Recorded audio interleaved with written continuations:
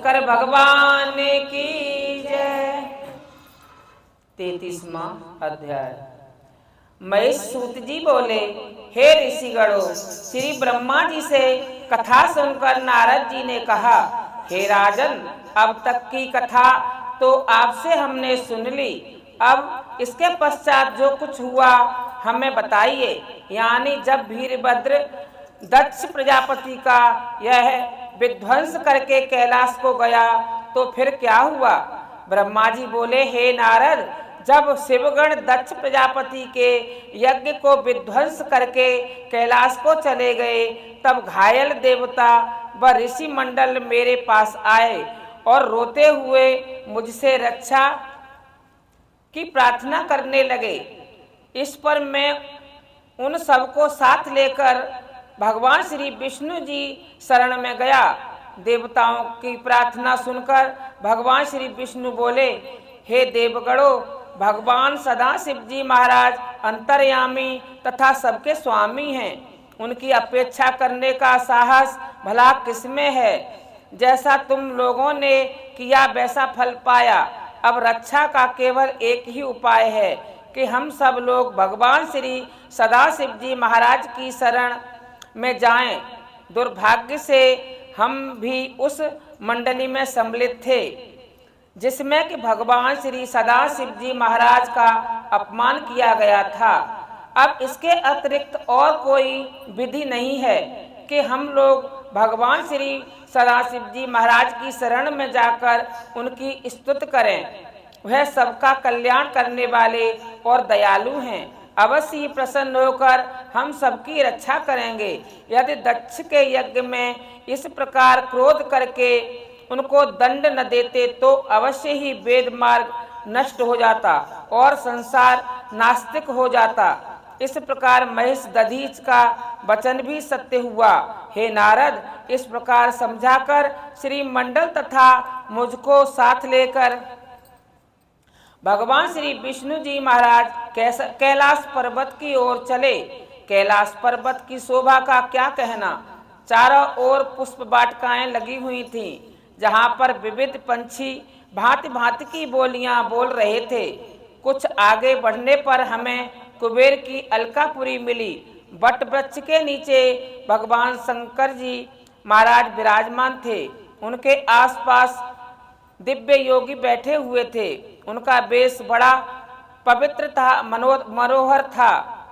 मस्तक पर चंड और त्रिपुंड और जटा गंगा धारण किए हुए थे। समस्त शरीर पर सांपों के आभूषण थे।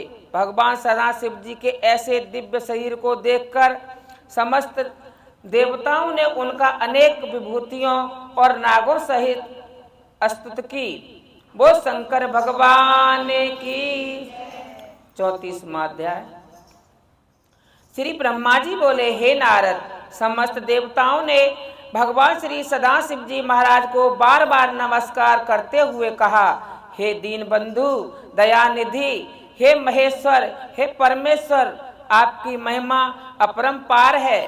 आप शरणागत की रक्षा करने वाले दीन दयालु ब्रह्मा निगुण और अलख निरंजन हैं। आपकी लीला कौन जान सकता है।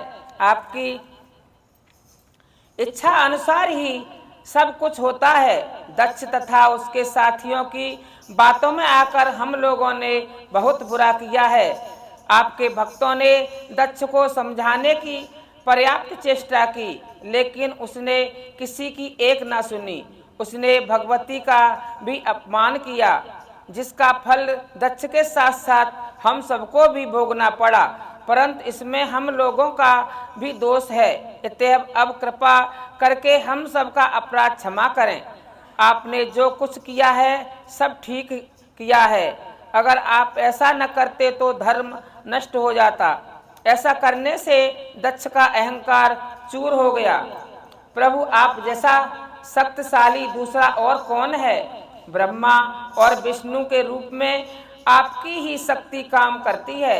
हे महेश्वर, हे परमेश्वर, आपकी कृपा के बिना हम सब नष्ट भ्रष्ट हो गए हैं।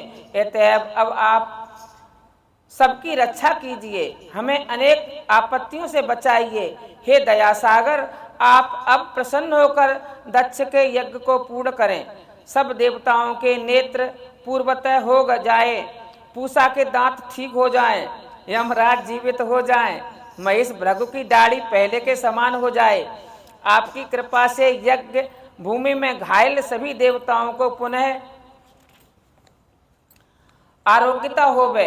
हम लोग इस अवशिष्ट यज्ञ कर्म में आपका भाग देंगे, इसलिए हम यज्ञ को फिर से चाहते हैं। लेकिन यह सब काम तभी हो सकता है जबकि आप यज्ञ भूमि में पधारें। देवताओं की स्तुति सुनकर शंकर जी देवताओं का धैर्य बंधाते हुए बोले, देवो, हम किसी पर कोप नहीं करते।